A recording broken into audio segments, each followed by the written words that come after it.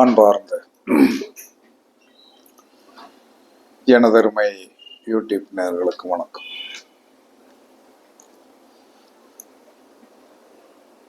திதியை வைத்து விதியை மாற்றலாம் என்று சொல்லக்கூடிய ஒரு ரகசியம் எல்லாருக்கும் தெரியும். எல்லாருக்கும் தெரிஞ்சாலும் எந்த திதிகள் வலிமையான திதிகள் அப்படின்னு தெரியும். இப்போ நேற்று பிரதமை திதியை பற்றி பேசியிருந்தேன். அப்போ அந்த பிரதமை திதியில் நீங்கள் என்ன செஞ்சால் என்ன நல்லா இருக்கும்னு சொல்லியிருந்தேன். நான் நிறைய பேர் பார்த்துருக்கேன். நிறைய பேர்னா நம்ம வீடியோ என்ன சொன்னோம்னா ஒரு கொள்ளளவு 1000 பேர் தான். அதுக்கு மேலே பார்க்கலைங்கிறது நான் வருத்தப்படவும் மாட்டேன். அதை பற்றி கவலையும் கிடையாது. இன்னைக்கு நான் சொல்ல போகிற திதி தசமி.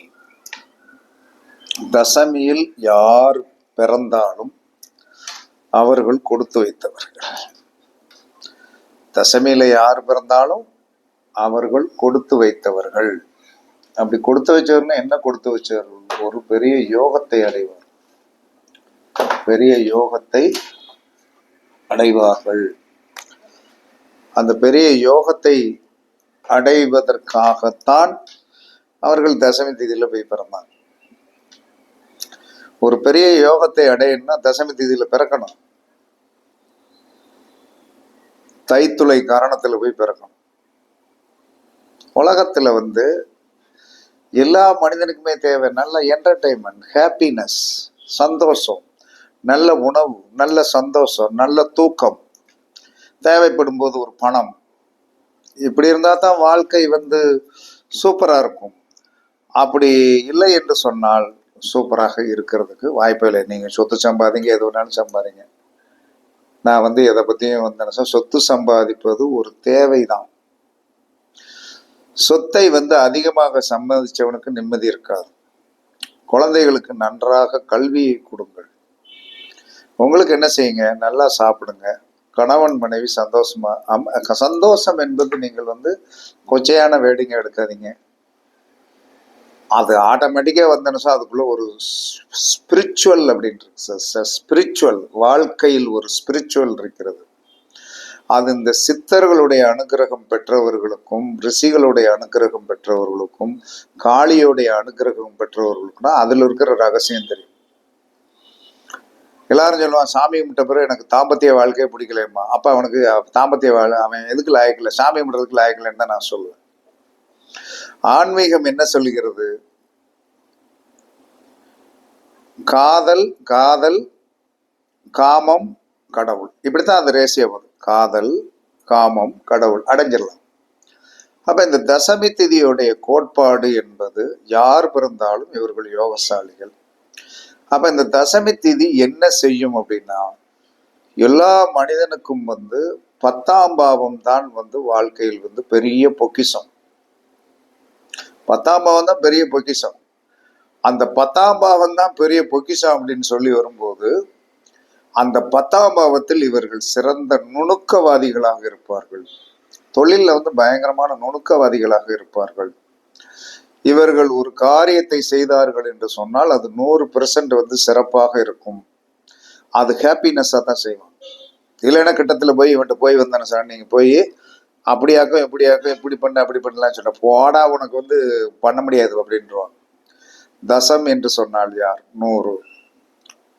இதோடைய தசமி திதிக்கும் யாருக்கும் சம்பந்தம் உண்டா? யமனுக்கும் சம்பந்தம் உண்டு.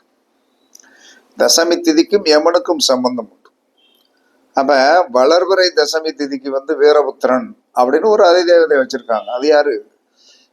முருகனுடைய படை தளபதி தான் வீரபுத்திரன். முருகனுடைய படை தளபதி வீரபுத்திரன். அப்புறம் தான் அதிதேவதை. தேவிரை தசமி திதிக்கு யார் அதிதேவதை? குரு பகவான். இதெல்லாம் சாதாரண விஷயமா? குரு பகவானே ஒரு திதிக்கு அதிதேவதையாக இருப்பது சாதாரண விஷயம் நீங்க நினைக்கிறீங்களா?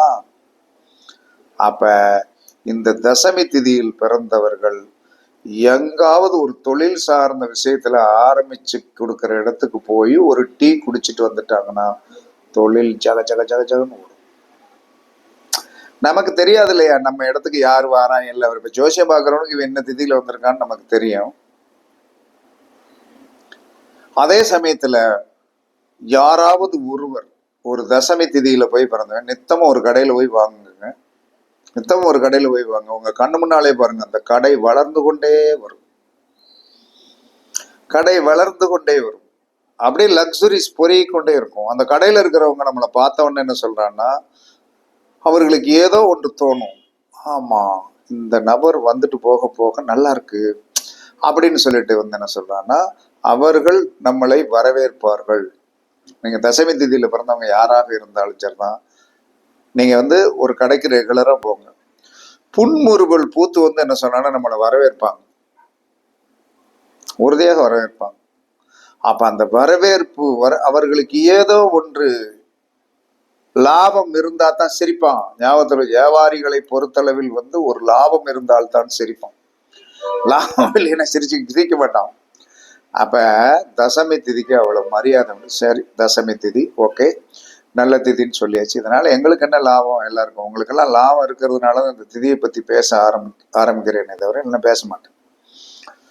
யார் ஒருவர் என்ன திதியில வேணாலும் பிறந்துட்டு போங்க, தசமி வளர்விரை தசமி தேய்விரை தசமி வருகின்ற அன்று எல்லாரும் என்ன செய்யணும், ஒரு தேங்காய்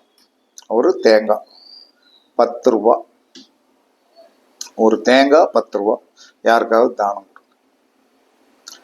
வளர்விரை வந்தா தசமி திதி வந்தாலும் தேய்விரை தசமி திதி வந்தாலும் நீங்கள் ஒரு தேங்காயும் 10 ரூபாயும் தானம் பண்ணிட்டே வாங்க. தொழில் சிறப்பாக இருக்கும், தொழில் சிறப்பாக இருக்கும். தசமி திதி வருகின்ற அன்று எந்த கோயிலுக்கு வேணாலும் உங்களுக்கு பிடிச்ச கோயிலுக்கு போங்க. பிடிச்ச கோயில் என்பது என்ன சொன்னா, உங்களுக்கு பிடிச்ச கோயில்னு ஒண்ணு இருக்கும், அது உங்க உள்ளூர்ல இருக்கிற கோயிலுக்கு போங்க. அப்ப அந்த உள்ளூர்ல இருக்கிற நீங்க கோயிலுக்கு போய் அந்த தெய்வத்திற்கு கழுத்தில் மாலை போட்டு 2 தீபங்கள் தீபங்கள் வந்து ஏற்றி விட்டு ஒரு பன்னீர் பாட்டில் எப்பயுமே வந்து என்ன சொன்னா, ஜலம் என்று சொல்லக்கூடிய ஒன்று, ஏன்னா திதி என்று சொன்னாலே ஜலம் தானே, திதி என்று சொன்னாலே ஜலம் தான். அப்ப அந்த ஜலம் என்று சொல்லக்கூடிய ஒன்று எப்பயுமே இறைவனுக்கும் நமக்கும் வந்து என்ன சொல்றான்னா, கழுத்தில் மாலை நம்மளுடைய எண்ணங்களை நிறைவேற்றிடும். அந்த ஒரு தெய்வம் வந்து எப்பயுமே ஒரு கருவறைக்குள் இருக்கும்போது, அந்த பூசாரியை போய் பாருங்க, கருவறைக்குள்ள இருந்து வரும்போது அந்த உலகத்திலே அவர்களை மாதிரி பாவம் பண்ணவங்க யாருமே கிடையாது. என்ன சார் இப்படி சொல்றீங்க, பூசாரிய போய் பாவம், ஆமா உள்ள போய் நின்னா தானே தெரியும்.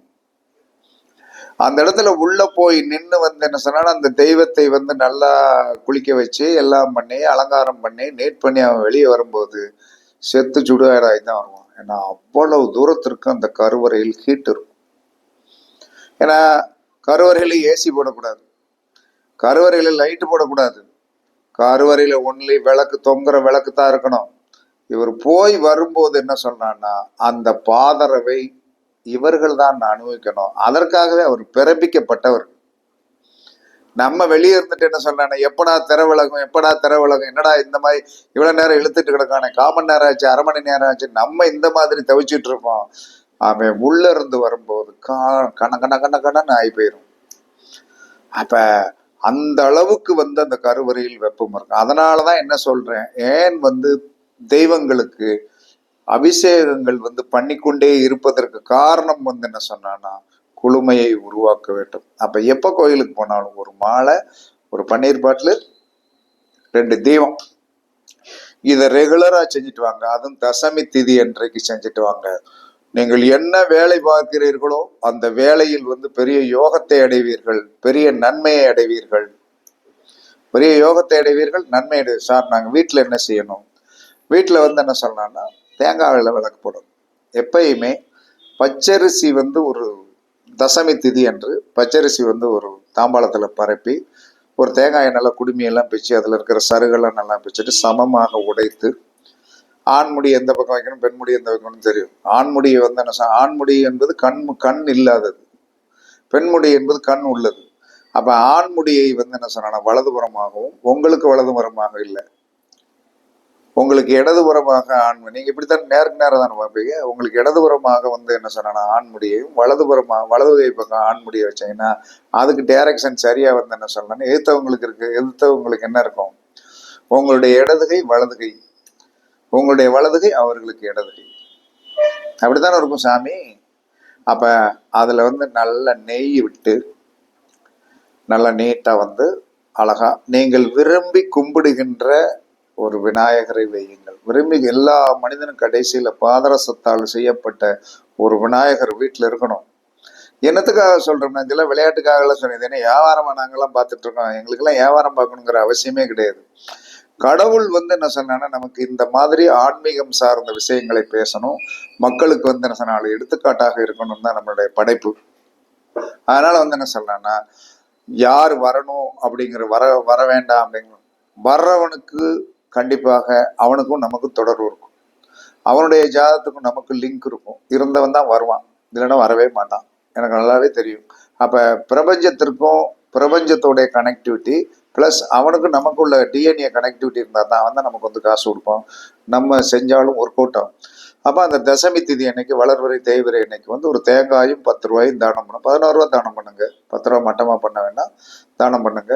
பண்ணிட்டு வீட்டில் வந்து என்ன சொன்னா, அழகாக ஒரு பச்சரிசியை வந்து பரப்பி அதில் தேங்காய் வலது பக்கத்தில் வலமுறி இடமுறையை வச்சு நீட் பண்ணி ஒரு விநாயகரை வச்சு தனிக்கான பூ போட்டு உங்களுக்கு தெரிந்த மந்திரத்தை கும்பிடுங்க. தொழில் டாப் லெவலில் ஓடும், சூப்பராக இருப்பீங்க, எந்த வித பிரச்சனை. இதை யார் ஒரு ரெகுலராக செய்யுங்க. ஏன்னா ரெகுலராக செய்யாதது தான் பிரச்சனை. ரெகுலராக செஞ்சீர்கள் என்று சொன்னால் உங்களுக்கு பிரச்சனையே வராது. சில விஷயங்களை வந்து மனிதன் வந்து ப்ராப்பர்னஸாக செய்ய முடியாது, அது அவனுடைய கால சூழ்நிலை. ஒரு மனிதன் வந்து டெய்லி 216 மந்திரம் சொல்லணும், 216 நம்பர்ஸ் மந்திரம் சொல்லணும். யார் சொல்றோம்? எங்க 1000ல் ஒருத்தர் சொல்லிட்டு இருக்கலாம், சொல்லாமல் இருக்கலாம். அவர் கொஞ்ச நாள் சொல்லியிருப்பாரு, கொஞ்ச நாள் கழிச்சு வந்து ஒர்க் அவுட் ஆகலைன்னு என்ன செஞ்சிருப்பாரு, ஆமா இதெல்லாம் சும்மா அப்படின்ட்டு போயிடுவார். அதை என்ன சொல்றான்னா, உடனே பிரபஞ்சம் என்ன சொன்னா, கூப்பிட்ட உடனே ஹாய் அப்படின்னு உடனே என்ன சொன்னா நடக்காது. அதற்கு நீங்கள் தட்டி கொண்டே இருக்கணும். ஐயா வணக்கம் ஐயா, ஐயா வணக்கம் ஐயா, ஐயா வணக்கம் ஐயான்னு சொல்லிட்டே இருக்கணும். ஒரு நாள் அந்த செவி வந்து என்ன சொன்னா போய் கேட்டுரும். கேட்டவொடனே என்ன சொல்றானா, என்னடா ரொம்ப நாளா கூப்பிட்டுட்டு இருக்கான், நம்மளும் திரும்பி பார்க்காம இருக்கோம்ல, சரி இன்னைக்கு என்ன வேணும்னு கேட்டுருவோம் அப்படின்னு சொல்லிட்டு நீங்கள் கேட்டதை கொடுத்து விடுவார்கள். அது வரைக்கும் நீங்க பொறுமையாத்தான் இருக்கும். தசமி திதிக்கு அவ்வளவு வலிமை உண்டு. கோயிலுக்கு கண்டிப்பா தேங்காய் விளக்கு போட முடியல அப்படின்னா விட்டுருங்க, இல்லைன்னா வந்து தேங்காயும் 10-11 ரூபாய் தானம் பண்ணுங்க. கோயிலுக்கு போய் ஒரு மாலை, 2 தீபம், பன்னீர் பாட்டில் ஒன்று கொடுத்துருங்க. அழகா சாமி கும்பிட்டுவாங்க. தொழில் அமோகமாக ஓடும், வெற்றியோடு ஓடும், சிக்கல் இல்லாமல் ஓடும், சங்கடம் இல்லாமல் ஓடும். தசமி திதிக்கு அவ்வளவு மரியாதை உண்டு. தசமி திதி அப்படின்னு சொல்லக்கூடியது, தசம் என்று சொன்னால் 100ன்னு அர்த்தம். அதுக்கும் யமனுக்கும் ஒரு சம்பந்தம் உண்டு, யமனுக்கும் அதற்கும் ஒரு சம்பந்தம் உண்டு. அதனால வந்து என்ன சொல்லலாம்னா, நீங்கள் தசமி திதி வருகின்ற அன்று கருப்பு எல் தானம் பண்ணுங்க. நம்ம இந்த திதியில பிறந்தா தானே தானம் பண்ண, அப்படியெல்லாம் கிடையாது. தசமி திதி என்பது உங்க கட்டத்துக்குள்ள ஒண்ணு இருக்கும். அதை நீங்க கால்குலேஷன் பண்ணி கண்டுபிடிச்சுக்கணும். கால்குலேஷன் பண்ணி வந்து கண்டுபிடிச்சுக்கிடணும். அப்ப கால்குலேஷன் பண்ணி கண்டுபிடிச்சோன்னா ஒவ்வொரு 13.20 டிகிரிக்கு வந்து என்ன சொன்னாலும் ஒரு திதி வரும். அதுல தசமி உங்களுக்கு எங்க இருக்குன்னு பார்த்து வந்து டச்சபிளி ஆயிட்டுருச்சுன்னா அது வேலை செய்ய ஆரம்பிச்சிடும். 30 திதியும் கண்டிப்பாக ஜாதக கட்டத்துக்குள்ள இருக்கு. 27 நட்சத்திரங்களும் ஜாதக கட்டத்துக்குள்ள இருக்குது. 27 யோகமும் ஜாதக கட்டத்துக்குள்ள இருக்கு. 27 காரணமும் ஜாதக கட்டத்துக்குள்ள இருக்கு. இது ஜாதக கட்டத்துக்குள்ளதான் இருக்குது. ஒவ்வொரு நட்சத்திரங்களுக்கும் ஒரு கனெக்டிவிட்டி இருக்கு. இதை நமக்கு தெரியாதனாலதான் நம்ம சங்கடப்படுறோம். அதனால வந்து தசமி திதி வருகின்ற என்று நீங்கள் யார் வேண்டுமானாலும் கருப்பு எல் தானம் பண்ணுங்க. நேயர்கள் என்று கண்டிப்பா இருக்கும். யார் தசமி திதியில் போய் பிறந்திருந்தாலும் அவர்களை நீங்க தெரிஞ்சுக்கிடுங்க. அவருடைய தொழில் ஸ்தானத்தை கூட்டு போய் கொஞ்ச நேரம் உட்கார வச்சிருந்து காஃபி வாங்கி கொடுத்து ஒரு டிஃபன் வாங்கி கொடுத்துட்டு அனுப்புங்க. மறுநாள் தொழில் எல்லாம் ஓடும். யார் தசமி திதியில் பிறந்திருக்கிறார்களோ அவர்கள் யோகசாலிகள். அவர்கள் எந்த இடத்திற்கு போனாலும் தொழில் விருத்தியாகும். கர்மா சரியாகும். இந்த திதி சூனியம் அது ஒரு பக்கத்துல இருக்கும், இல்லாமலாம் இருக்காது. திதி சூனியம் இல்லாமலாம் இருக்கும். திதி சூனியம் என்று சொல்லக்கூடியது ஒன்று இருக்கத்தான் செய்யும். அப்ப தசமி திதி என்பது நம்மளுடைய லக்கணத்திற்கு 10ஆம் பாவத்தோடு சம்பந்தப்படுகிறது. அவங்க லக்கணத்திற்கு 10ஆம் இடம். நீங்க தசமி திதியில போய் பிறந்தது உங்களுடைய 10ஆம் இடத்திற்கும் அதுக்கும் சம்பந்தம் உண்டு, இல்லைன்னா சொல்ல முடியாது. அப்ப நீங்கள் எப்பயுமே இப்போ உங்க லக்கணம் என்ன லக்கணம்னு போடுங்க. இப்போ ஒருத்தர் மேச லக்கணத்துல போடுங்க, பிரதமை. இரண்டாவது தொகுதி 10ஆம் மேச லக்கணத்தில் போய் பிறந்தவர்களுக்கு 10ஆம் இடம் தசமி திதியாக வேலை செய்யும். ஆனால் உங்களுடைய திதி என்ன என்று பார்த்து கொள்ளுங்கள் அப்படின்னு ஒரு கணக்கு இருக்கு. அதனால தசமி திதி வளர்வரையும் தேய்வரையும் மிக மிக யோகமானது. அந்த திதியில் நீங்கள் தொழிலில் வெற்றி பெறலாம். அதற்கடுத்து கர்மா என்று சொல்லக்கூடிய மரண தோஷத்தை போக்கக்கூடிய சக்தி இந்த தசமி திதிக்கு உண்டு. அதனாலதான் கருப்பு எல்லை தானம் பண்ண சொல்றாங்க. தசமி திதியில் பிறந்தவர்கள் யார் பிறந்தாலும் வாரத்தில் ஒரு முறை தசமி திதி வருகின்ற அன்று நல்லா தோசை சுட்டு எள்ளுப்பொடி நல்லெண்ணெய் ஊற்றி எள்ளுப்பொடியை குழப்பி நிதானமா சாப்பிடுங்க. தோஷம் போகும், யோகம் வரும் என்று கூறி தசமி யோகமான திதி, நல்ல திதி. இந்த திதியில் பிறந்தவர்கள் யோகசாலிகள். இவர்கள் உங்களிடம் சம்பந்தப்பட்டால் கண்டிப்பாக உங்களுடைய தொழில் விருத்தியாக இருக்கும் என்று கூறி உங்களிடமிருந்து விடைபெறுவது சிப்பிப்பாறை ஜோதிடர் சாதி ராகவன் ஜெயபாலாஜி. சுகமே சொல்க, சுகமே சொல்க. வாழ்க வளமுடன், வாழ்க வளமுடன். வணக்கம்.